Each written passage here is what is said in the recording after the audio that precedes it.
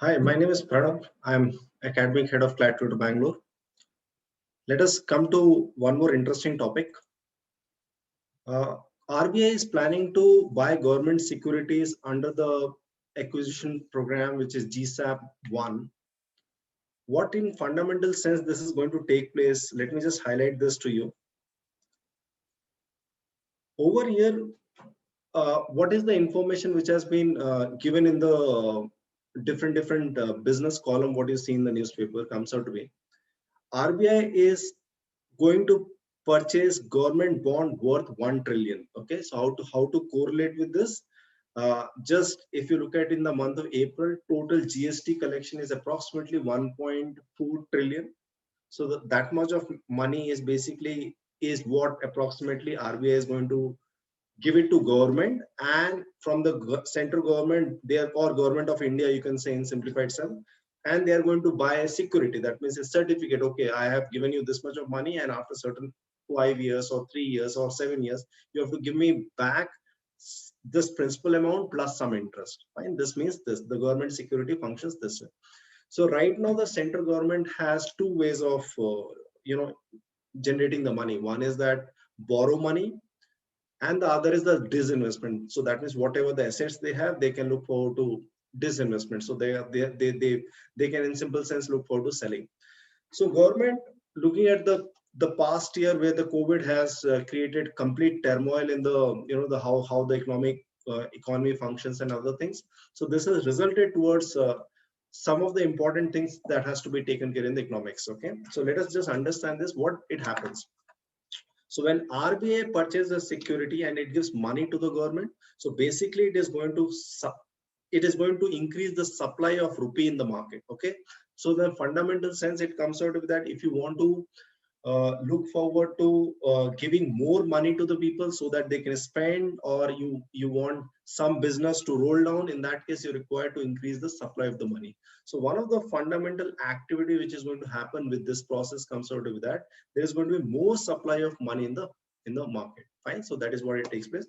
RBI also does this to increase the supply of money by other term which is called open market operation. Fine, so this will be we can look forward to in some other example how this is being done.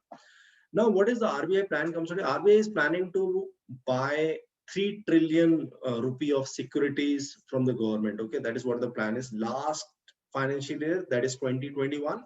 So a financial year is from 1st April to 31st of March. That is how the financial year gets calculated. So we are there in that 21-22 financial year, which is from 1st April to 31st March 2022. Okay.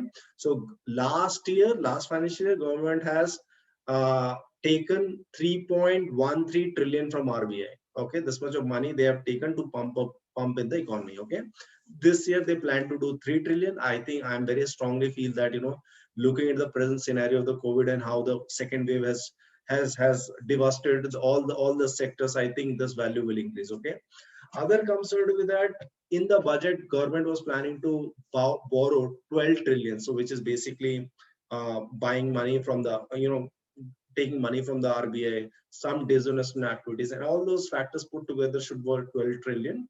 This is what the budget was planned out. Okay, and again, I think this value is also going to overshoot, because this was the data which was before the second wave of COVID, what India has been hit. Okay, now what it takes place.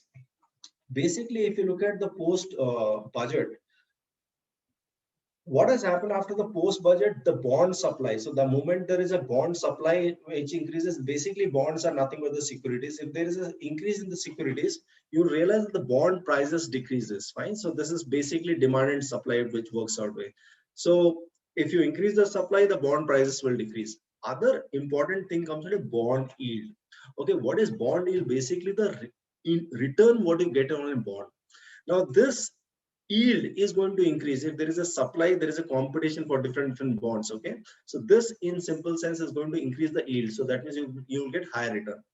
But what has happened after this, RBI has purchased these government securities, what has happened is that there is a dip in the bond supply market now, which has also decreased the bond yield. Okay, so if you go back some couple of months, you'll realize that government came up with that they have decreased the rate of interest on all the government programs what they were running, like you had this pension yojana and some EPF and other small Sukanya Samriddhi Yojana, other things they have reduced, and then they again came up that, oh no, we will be maintaining the previous thing. So that is called bond yield, or basically in return what you get on the investment which you put over there. So now what is going to happen is that post G-SAP 1, what you will see is that bond supply will decrease in the market, and this will also decrease the yield of the return on the bond. Okay. Now, what is being the what you can draw out of this comes out of that you will realize that RBI is trying to artificially play in the market, which is not good sign. So basically, a market should function in an open market where the demand and supply decides what has to be the yield and other things.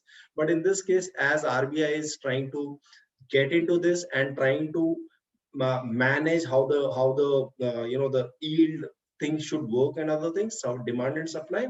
So this is not good for the market or from the economics perspective. Okay. Now, what is going to be the impact of this? You'll realize that definitely money supply is going to increase. Okay.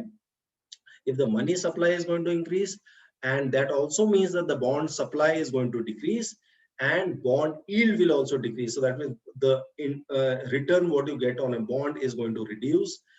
At the same time, as basically there comes out to be artificially RBI is playing. So you will realize that FII, which we say is that foreign institutional investors, so that means the foreign money which is coming into the Indian economy will also reduce, because when you figure out that any government bodies starts manipulating with the economical terms, in that case the foreign institutions are very, oh, we should not get into the market now, because other things are playing, not the market dynamics are deciding what will be the return, but there are some external forces forceful for things which is happening in the market, so they are going to keep themselves out.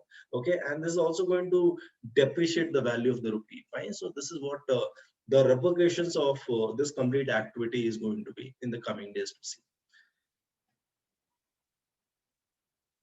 Thank you so much. And in case if you have any doubt or any query pertaining to this topic, you can mail me at hello@claritutor.com, and do provide me your feedback on the comment section. Thank you so much. Good day.